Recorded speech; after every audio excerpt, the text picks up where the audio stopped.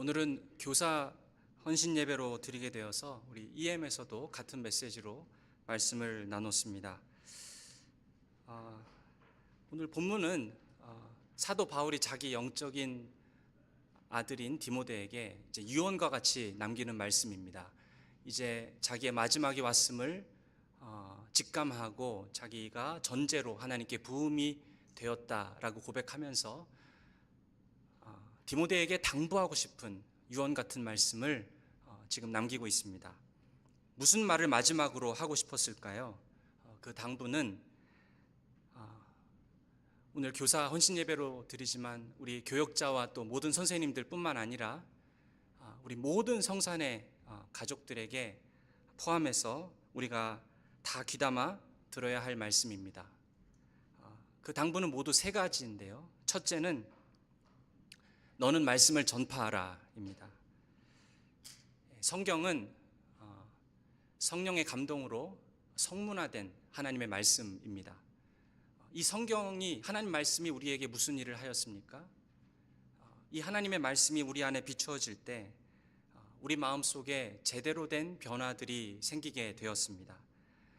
그 말씀의 빛이 우리의 마음에 있는 고집과 그리고 완악함과 악한 것들을 드러내게 되었고, 그래서 그 말씀이 비추어서 내가 하나님 앞에서 어떤 존재인지, 내가 하나님 앞에서 정말 어떤 사람인지 깨닫게 하고, 그 말씀이 우리를 인도하여 내어서 가르치고 책망하고 깨닫게 하여서 우리 마음이 깨어지기 시작합니다.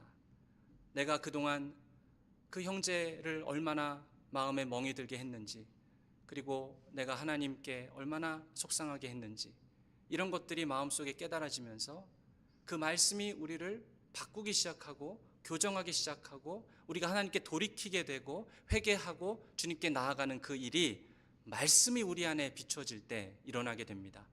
뿐만 아니라 이 말씀은 우리의 심령 안에 격려하고 용기를 주고 계속해서 예수를 따를 수 있는 그런 결정과 선택을 할 수 있도록 우리의 마음속에 힘을 주고 우리가 하나님의 사람으로 온전케 되고 구비될 수 있도록 준비시키는 그 일을 말씀이 우리의 심령 안에서 하였던 것입니다. 그래서 그 말씀의 능력을 경험한 사람은 하나님의 사랑이 나를 이렇게 변화됐음을 깨닫고, 그리고 그 사랑 때문에 다시 격려받고 변화되게 되는 것이죠.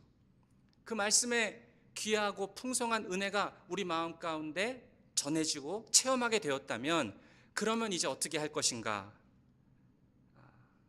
사도 바울이 우리에게 권면하는 것은 우리의 마음 가운데, 우리의 삶 속에 이런 선한 능력을 보여주신 그 말씀을 우리 마음 가운데 담아두고만 있지 말고 이 말씀을 흘려보내서 누군가가 우리에게 찾아와서 자기의 아픔을 털어놓고 자기의 삶의 문제들을 이렇게 얘기하기 시작할 때 그 말씀을 그 형제에게, 그 자매에게 내가 깨달은 바를 들려주고, 그래서 그 사람을 섬기는 그 일을 하라고 바울은 말하고 있는 것입니다. 제가 성산교회 사역하면서 또 제가 여러분에게 기대하는 것이 있습니다. 그것은 여러분이 성경 말씀을 열고 그 깨달은 바를 다른 사람에게 나누고 전하시기 바랍니다. 그런 섬길 수 있는 사람이 되시기를 바랍니다. 이거는 그냥 목사와 장로만 할 수 있는 일이 아닙니다. 교회 리더만 할 수 있는 일이 아닙니다.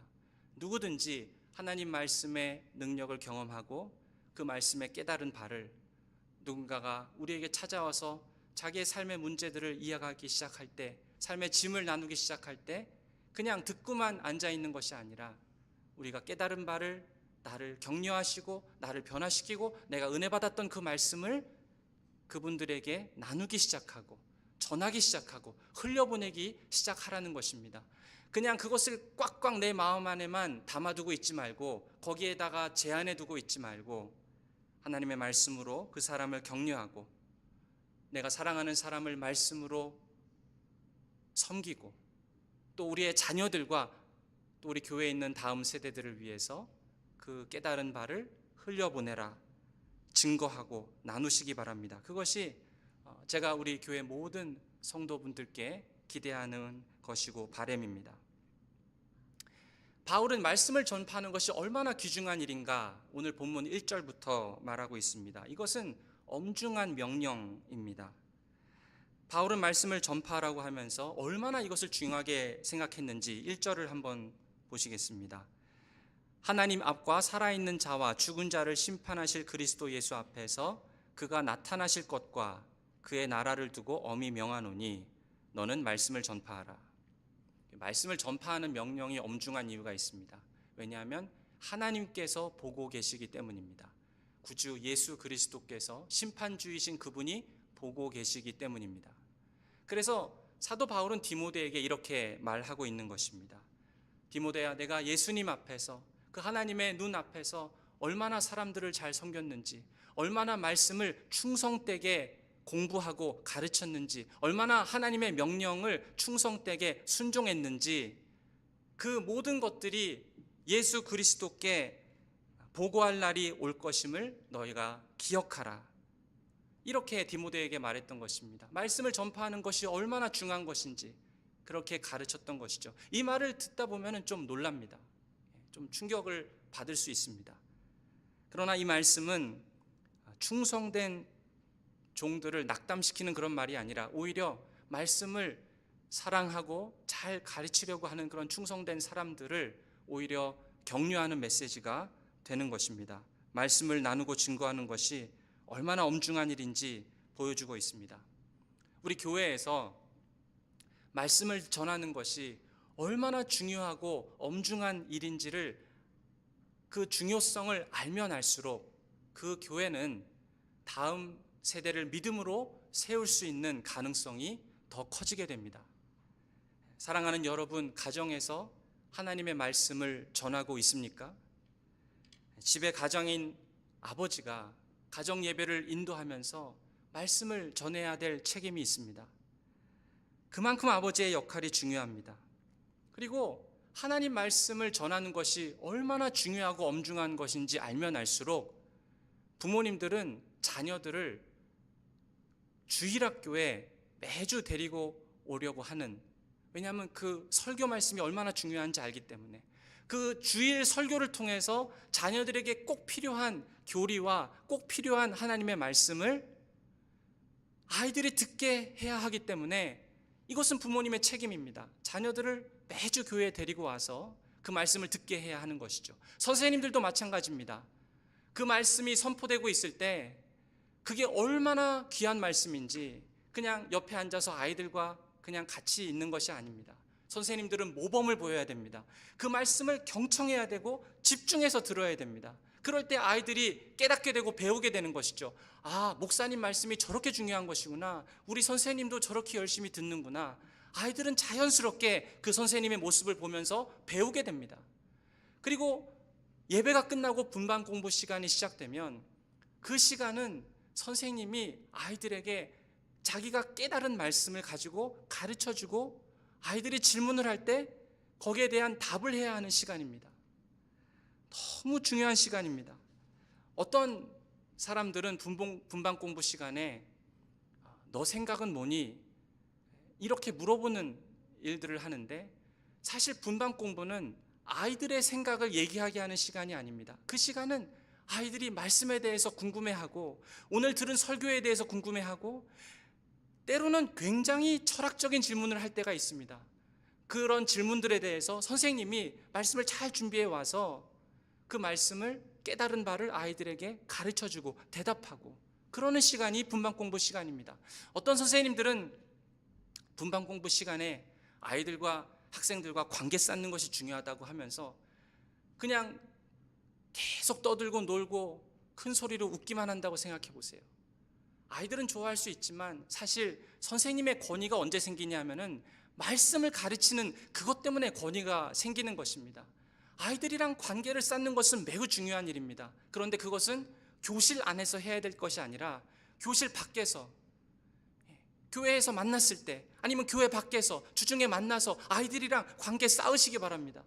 너무 중요한 일이에요. 그러나 분반 공부 시간은 하나님 말씀을 전해야 되는 이 엄중함을 알고 자기가 깨달은 말씀을 가지고 학생들이 질문을 하고 학생들이 배울 수 있도록 그 심령을 좋은 꼴로 먹이는 그런 마음으로 선생님들이 분반 공부를 인도해야 합니다.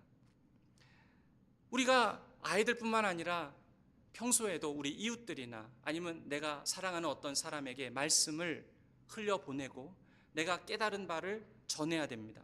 이 말씀이 우리를 어떻게 변화시켰는지, 그전에는 모르고 살았지만 이 말씀의 빛이 내 마음 가운데 비추기 시작할 때에 이 말씀이 내 안에 있는 죄악들을 드러내고 완악함을 드러내고, 그럴 때 하나님께서 그것들을 어떻게 깨뜨리시고 어떻게 내 마음의 눈을 열어서 깨닫게 하시고 내 고통의 깊은 것들을 하나님께서 어떻게 다루어 내셨는지를 경험한 사람은, 그러면 그 사람은 준비가 됩니다. 사람을 바라보는 눈이 생기고 영혼을 긍휼히 여기는 눈이 생기고 그들의 고통이 나의 고통처럼 느껴지기 시작하고 그 영혼을 사랑할 수 있는 마음이 생기고 그런 깨어짐을 경험하고 하나님께서 내 마음을 다루는 것들을 경험했던 사람은 마음속에 이렇게 공간이 생깁니다. 그러면서 참 받아내기 어렵고 품어내기 어렵고 그런 사람이라도 품어낼 수 있는 그런 마음이 생깁니다. 하나님의 말씀이 우리 가운데 어떠한 일을 하셨는지 그거를 가두고만 있지 말고 그것을 다른 사람들에게 흘려보내시고 내가 깨달은 그 은혜를 흘려보내시는 저와 여러분 되시기를 축원드립니다. 둘째로, 때를 얻든지 못 얻든지 항상 힘쓰라. 2절 말씀입니다. 때를 얻든지 못 얻든지 항상 힘쓰라. 항상 힘쓰라 라는 이 말은 항상 준비되어 있으라 라는 뜻입니다. 우리가 말씀의 사람이 되어야 합니다. 우직함으로 끈기 있게 우리의 기분과 상관없이 계속해서 말씀을 펼치고 그 자리로 나아가야 됩니다. 그 말씀이 나를 가르치게 하고 그 말씀이 내 모습을 비추어서 내가 스스로 볼 수 있게 하고 내 생명과 내 삶이 마치 이 말씀에 걸려있는 것처럼 그런 절박함을 가지고 말씀을 읽어야 합니다. 그렇게 준비되어 있어야 합니다. 그러다가 필요한 사람이 나타날 때 우리 마음속에 은혜 받았던 그런 말을 그 형제와 자매에게 말할 수 있어야 됩니다. 하나님께서 우리에게 기회를 주실 때가 있어요. 그때 그냥 그 기회를 흘려보내지 마십시오. 어떤 영혼이든지 자기의 삶의 아픔과 문제를 불현듯 우리에게 이야기할 때가 있습니다. 같은 셀 식구들 중에서 아니면 같은 선교회 중에서 자기 삶의 문제들을 털어놓고 어떤 방향으로 가야 될지 어떻게 결정해야 될지 그런 고민을 하고 있을 때에 아유 어떡하나 옆에 그러고 있는 것에서 멈추지 마시고 하나님께서 그런 기회를 주셨을 때 그냥 그 기회를 흘려보내지 마시고 잘 준비되어 있으라는 것입니다.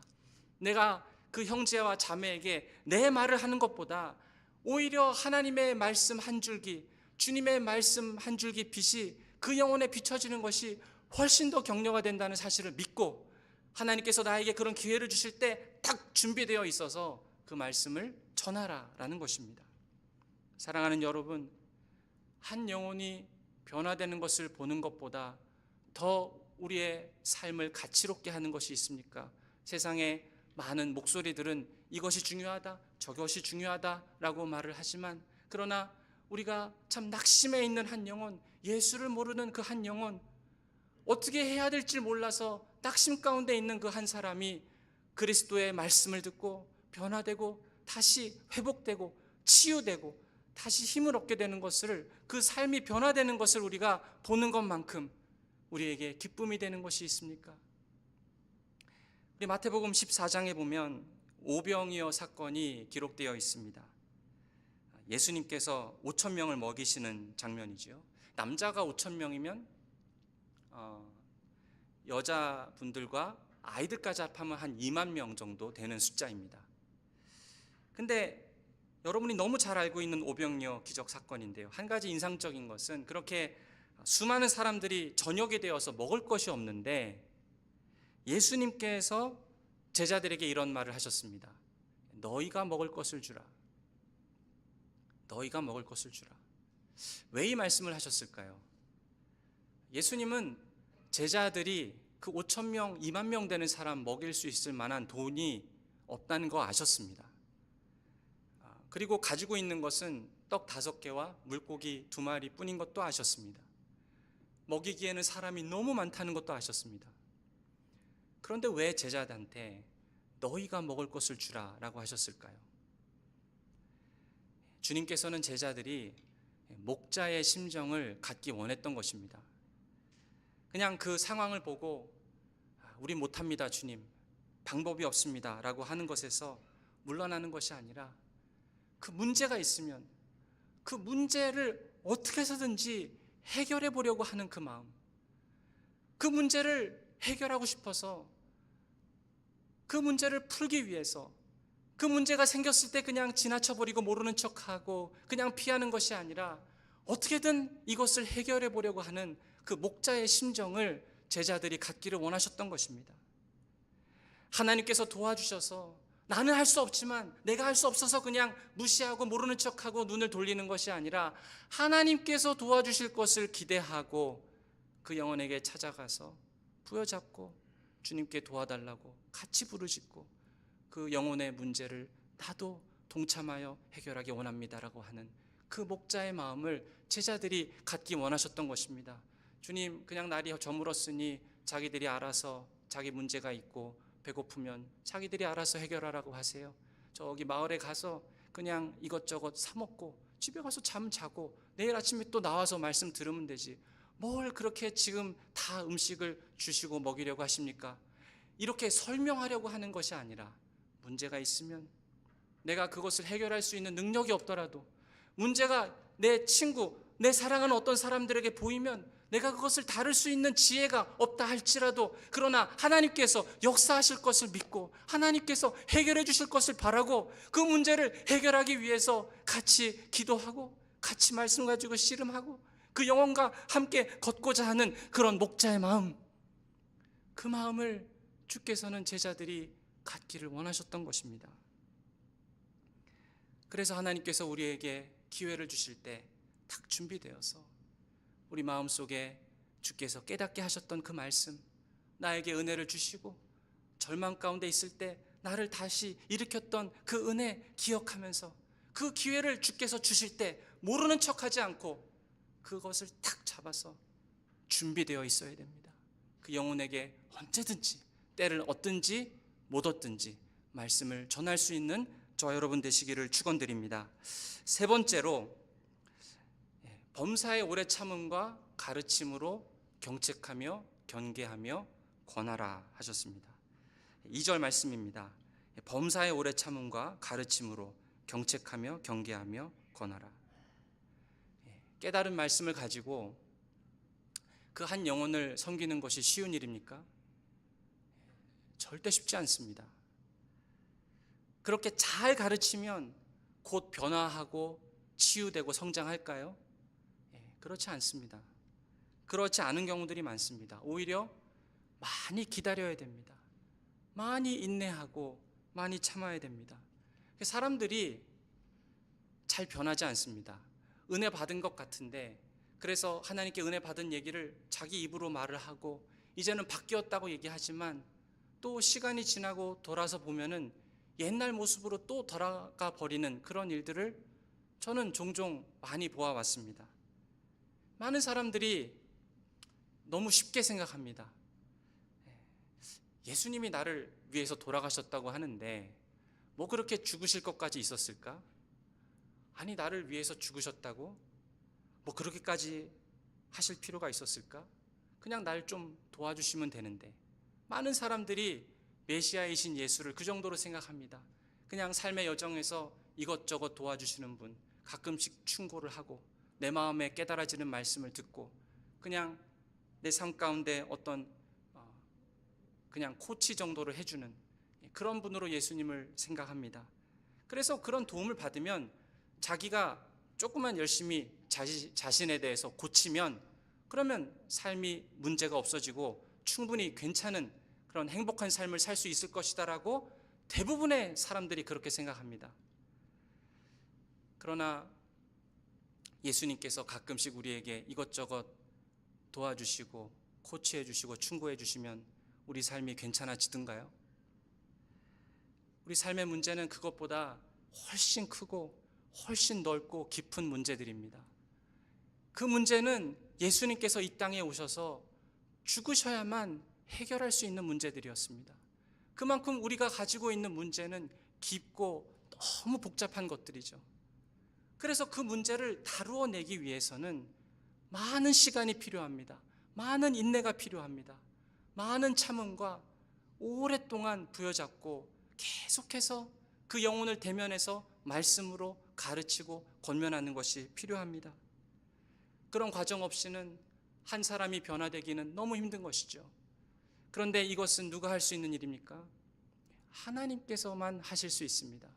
하나님께서 그 성령의 권능으로 하나님의 말씀을 통해서 그 한 사람의 영혼 가운데 들어가셔서 역사하셔야만 가능한 일입니다. 그럼 우리는 그 하나님의 역사를 바라보고 그 하나님의 방법을 신뢰하고 끝없이 오래 참음으로 그 영혼을 마음속에 품고 계속해서 우는 심령으로 기도하고 같이 참아내고 같이 계속해서 격려하는 그런 오래 참음이 필요한 것이죠. 사랑하는 여러분 자녀들이 어느 순간 갑자기 여러분에게 찾아와서 나는 이제부터 신앙생활을 하지 않겠습니다. 나는 이제 기독교의 신앙을 거부하고 내 갈 길 가겠습니다. 라고 말하는 자녀들이 있습니까? 그런 자녀들이 있다라고 한다면 절대로 낙심하지 마시기 바랍니다. 이제는 자녀들이요, 부모의 말을 듣지 않고 부모를 두려워하지 않는 그런 시기가 되면 부모는 어떻게 해야 될 방법이 없는 상황을 직면하게 됩니다. 그럴 때에는 하나님의 역사를 기대하고 끝없이 그 자녀를 향해서 나아가서 그 자녀에게 말씀으로 이야기하고 격려하고 믿어주고 지지해주고 포기하지 않고 계속해서 그 자녀와 함께 걸어가는 그 일을 우리가 감당해야 됩니다. 부모가 자식을 포기하지 않으면 그 자식이 망하는 자식이 없습니다. 제가 몇 주 전에 우리 교회에서 한 60살 넘으신 데니얼 코코마일이라는 할아버지를 만났습니다. 지난 그 부활절 때 세례를 받으셨죠. 아마 기억하실 것입니다. 그분이 60이 넘으신 할아버지인데 같이 커피를 마시면서 얘기를 했어요. 그런데 이런 말씀 하시더라고요. 어머니께서 살아계신데 어머니께서 기도하셔서 제가 예수를 믿게 되었습니다. 그런 얘기를 하셨어요. 자식이 40년, 50년 동안 기도해도 돌아오지 않고 아직 주를 믿지 않는다라고 하더라도 그러나 절대로 낙심하시면 안 됩니다. 그 자녀를 위해서 계속 포기하지 않고 기도하면 하나님께서 자녀를 포기하지 않는 그 부모가 있는 그 아이는, 그 자녀는 결코 하나님께서 망하게 하시지 않습니다. 하나님의 능력이 자녀들 마음속에 역사하실 것을 바라보고 계속해서 말씀으로 격려하셔야 합니다. 그러면서 오래 참으면서 어떻게 하라고 하십니까? 2절에 보시면 경책하며 경계하며 권하라. 경책한다라는 것은 생각이 잘못되어 있는 것이 있다면 그 생각을 바꾸어 주는 것을 경책한다. 교정해 주고 생각을 바꾸어 주는 것입니다. 우리 자녀들이 가끔은 하나님에 대해서 오해하고 또 믿음에 대해서 오해하고 부모에게 와서 어떤 마음의 결정을 내린 것처럼 그런 말을 할 때가 가끔 있습니다. 그러면 그 자녀를 우리가 옆에서 또 앞에서 앉아있는 그 대화를 할 때 마음속에 자녀를 마음을 다치게 하지 않기 위해서 부모가 아무 말도 하지 않고 그냥 자녀의 마음에 그런 거침이 되지 않게 하기 위해서 아무 말도 하지 않고 그냥 지나가는 경우들이 있습니다. 그럴 때 어떻게 하라고요? 자녀들이 생각이 하나님 말씀과 멀어져 있다면 그러면 그 자녀를 정말 생각하는 마음으로 찾아가서 그 아이의 생각이 잘못되어 있다는 것을 겸손하고 온유하게 사랑으로 그것을 말해줘야 되는 순간이 있다라는 것입니다. 그 영혼이 정말 잘 되기를 바란다면 다른 것으로 거침을 우리가 줄 필요는 없지만 그러나 십자가로 그 자녀의 마음에 거침을 주는 것, 걸리게 하는 것은 그것은 괜찮은 것입니다. 우리가 겸손함으로, 온유함으로, 사랑으로 끝없이 자녀에게 하나님 말씀을 이야기해줘야 한다는 것입니다. 2절에 경계하라고 했습니다. 경계하라는 말은 행동을 바꾸라는 말입니다. 내 자녀 혹은 내가 사랑하는 어떤 사람이 행동이 잘못되었다면 그것이 아닌 것을 말해 주어야 한다라는 것입니다. 경계해야 합니다. 아이가 태어나면 많이 이쁘죠. 너무 이쁩니다. 우리 교회 어린아이들 보면 제가 막 마음이 막 설레요. 너무 예뻐요. 근데 많은 부모님들이 아이가 너무 사랑스러우니까 중요한 것을 가르쳐 줘야 되는 그 중요한 때에 가르쳐 주지 않고 훈련을 시키지 않고 아닌 것을 아닌 것이라고 가르치지 않고 꼭 보면 나중에 학교에 가면 그때 가르쳐야지 라고 생각하는 부모님들이 많이 있습니다. 그러면 이미 그 아이의 마음속에는 이 들나귀 같은 성품이 그럼 자라는 것이에요. 그래서 아이들이 한 10살쯤 되면요, 벌써 부모의 말을 듣지 않고 가르치기가 힘들어집니다. 바른 행동 가르치는 것이 너무 중요한 것이죠. 언제요? 최대한 어릴 때. 그런데 그때는 너무 귀엽다고 하면서 가르치지 않고 나중에 학교에 들어가면 가르치지, 나중에 중학교, 고등학교 들어가면 그러면 이미 늦습니다. 정말 자녀를 사랑하면요, 아이들에게 매를 사용하셔야 됩니다. 잠언 13장 24절은 이렇게 말합니다. 매를 아끼는 자는 그의 자식을 미워함이라. 자식을 사랑하는 자는 근실이 징계하느니라. 성경은 필요할 때 매를 사용하라고 가르칩니다. 그럼 필요할 때가 언제입니까?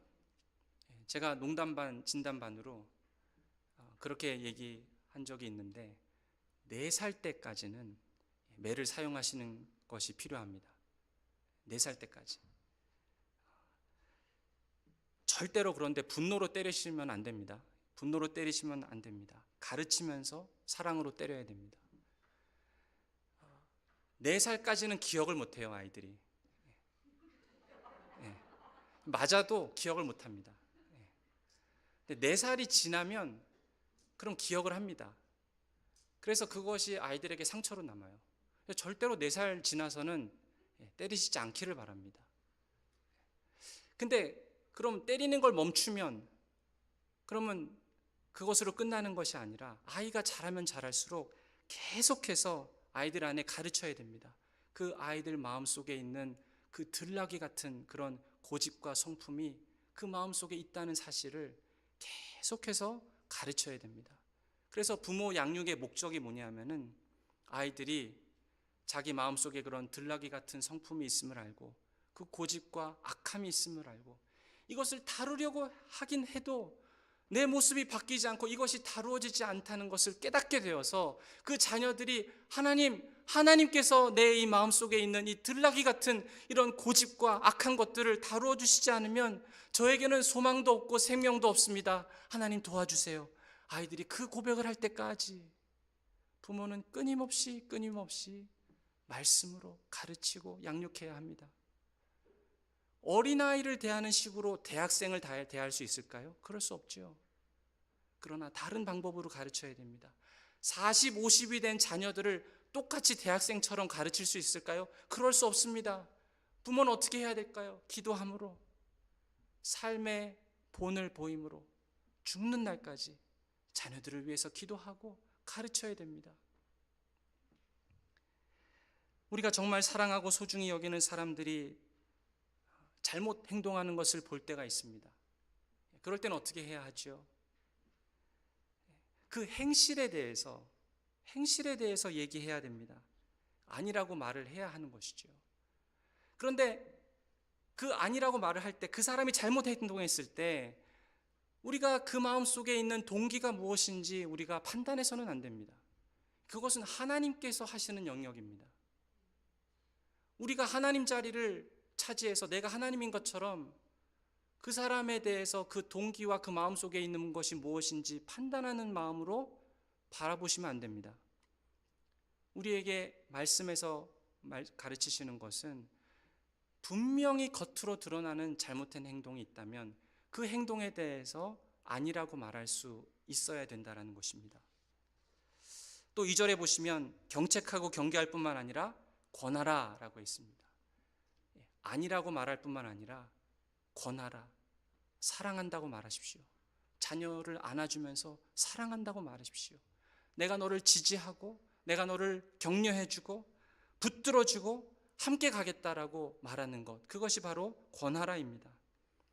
한 영혼을 섬기면서 오래 참음으로 잘 가르치기도 하고 때로는 생각을 바꾸기도 하고 행동에 대해서 아니라고 말할 때도 있어야 하지만 동시에 권면하라, 이해해주고 격려해주고 함께 걷겠다고, 친구가 되어주겠다고 말하고 사랑한다고 말하고 내가 너를 지지해주고 우리가 사랑해주는 그 사람이 낙심해서 넘어지는 일이 없도록, 핏절하여 넘어지는 일이 없도록 위로하고 격려해주는 것 우리가 같이 해야 합니다.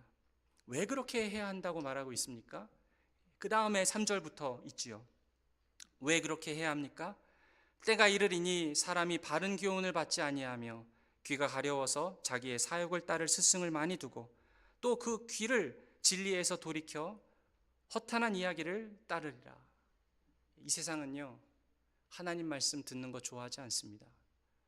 많은 사람들은 설교 말씀 듣는 거 좋아하지 않습니다. 누가 자기에게 설교하는 것 같으면 왜 나한테 설교하고 그래?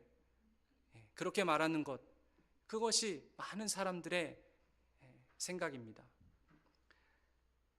말씀을 들을 때도 설교자가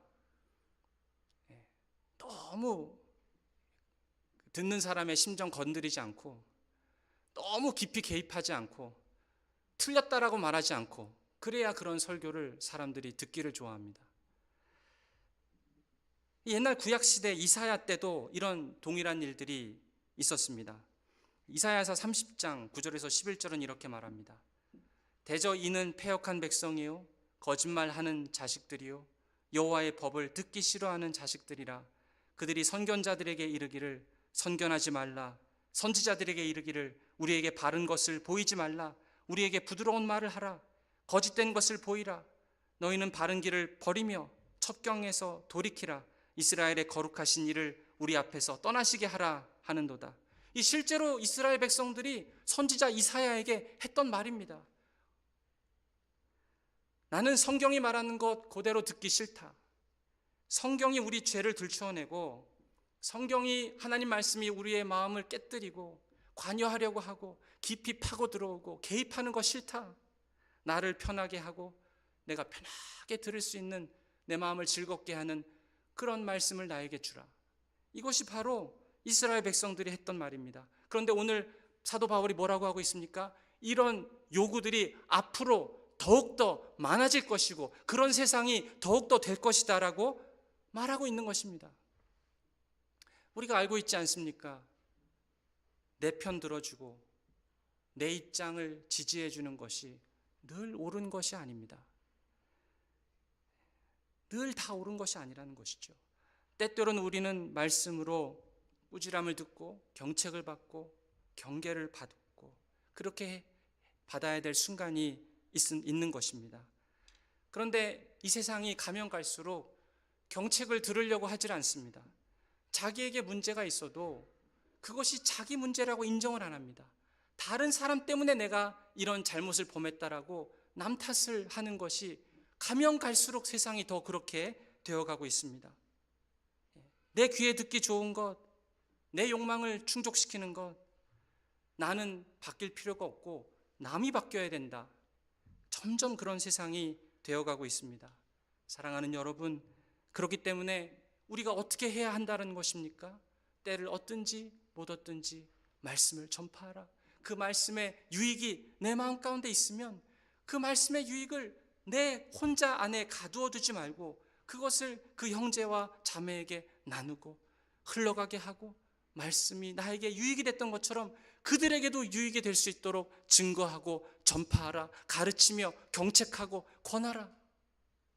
오래 참음으로 이 세상에 얼마나 사람들이 쉽게 낙심합니까? 쉽게 절망에 빠집니까? 그리고 얼마나 쉽게 다른 사람을 정죄하고 판단합니까? 그러나 우리는 달라야 합니다. 하나님의 선한 말씀을 믿고 하나님의 방법을 믿고 하나님께서 그의 성령의 권능으로 말씀을 통해서 우리의 마음을 변화시킬 수 있다라는 그 하나님의 방법을 믿고 그것을 신뢰함으로 문제가 있을 때 모르는 척하는 것이 아니라 형제가 문제 때문에 아파하면 그 말씀 한 줄기의 빛, 그 말씀 한 구절 구절이 저를 살릴 수 있음을 믿고 포기하지 않고 끝까지 그의 옆에 서서 친구가 되어주고 같이 말씀으로 걸어가고 격려하고 지지해주고 사랑해주고 품는 그 일들을 우리가 때를 얻든지 못 얻든지 하라는 그런 말씀입니다. 그럴 때 한 영혼이 변화되는 놀라운 역사가 있을 것입니다.